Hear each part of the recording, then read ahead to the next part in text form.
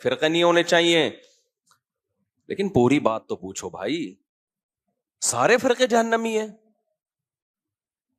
سارے جہنم میں. نبی نے فرمایا ایک ان میں سے کیا ہوگا, بولو نا, وہ جنت میں ہوگا. وہ بھی تو فرقہ ہی ہوگا, وہ بھی تو ایک کانسیپٹ ہی ہوگا, وہ بھی تو ایک نظریہ ہی ہوگا.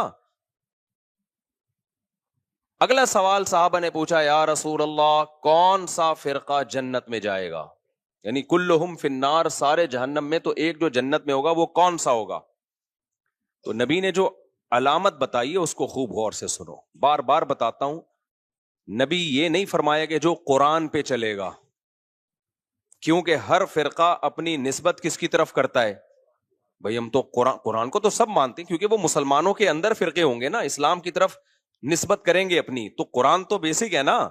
کوئی فرقہ ایسا ہو سکتا ہے کہ میں مسلمانوں کا ایک فرقہ ہوں اور میں برحق ہوں؟ کیا بھئی ہے تو دلائل کہاں سے لیتا ہے؟ میں تورات سے دلائل لیتا ہوں. میں جب ریفرنس دوں گا تورات اور انجیل کے دوں گا, تو لوگ کہیں گے یار تو جڑ سے ہی ختم ہو گیا. اس لیے قرآن کے نام پہ تو ہر شخص کوئی صحیح تشریح کرتا ہے اور قرآن کے نام کا کوئی منجن بیچتا ہے.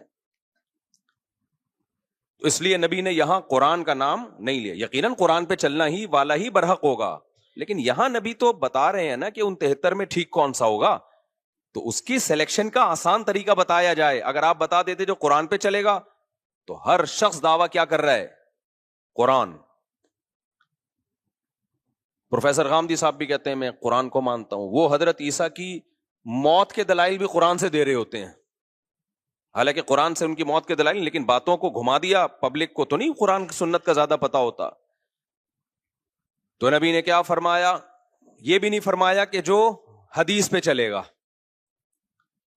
اس لیے کہ بہت سے لوگ اپنی نسبت کہاں کر دیتے ہیں؟ حدیث کی طرف. لیکن حدیث کی وہ ایسی تشریح کر رہے ہوتے ہیں جو صحابہ سے ثابت نہیں ہوتی. اس لیے پوری بات نبی نے فرمائی, ما انا علیہ و اصحابی, جس پر میں ہوں اور میرے صحابہ. میں کا کیا مطلب؟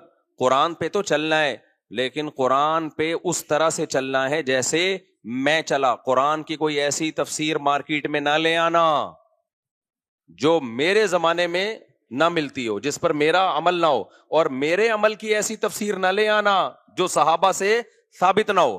تبھی تو میں بار بار جو چیلنج کرتا ہوں نا, 3 طلاق ایک نہیں ہوتی, اس پہ بہت سارے اب میرے خلاف کلپ آنے لگے. ابے کسی ایک صحابی سے دکھا دو نا یار جس نے 3 طلاقوں کو ایک کہا ہو, دکھا دو نا آپ. اور حدیث کی کتابوں میں 3 کو 3 کہنے کے فتوے بھرے ہوئے ہیں, اس کا کوئی جواب نہیں دیتا. گھماتے رہتے ہیں ایکچولی یوں کر کے, ایکچولی یوں کر کے. چھوڑو تم قرآن و سنت کو, تم یہ بتاؤ قرآن و سنت کی وہ تشریح معتبر ہے جو صحابہ کی تھی, یا